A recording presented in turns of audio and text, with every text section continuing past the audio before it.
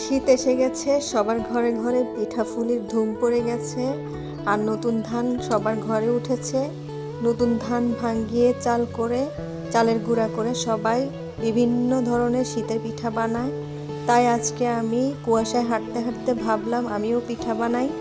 আর আমি আজকে পিঠা বানিয়েছি মেরা পিঠা। কার অঞ্চলে এই পিঠাকে কি নামে ডাকে কমেন্ট করে জানাবেন। পাশাপাশি আমি চা করে নিয়েছি। চা is my full of energy. কেউ জিজ্ঞেস করবেন না চা খাবে, বরঞ্চ জিজ্ঞেস করবে চা কি গামলা ভরে খাবে নাকি বালতি ভরে খাবে।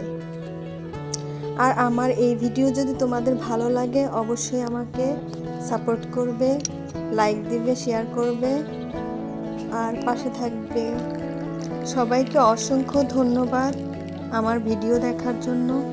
ভিডিওতে লাইক দিলে আরও খুশি হব। আল্লাহ হাফেজ।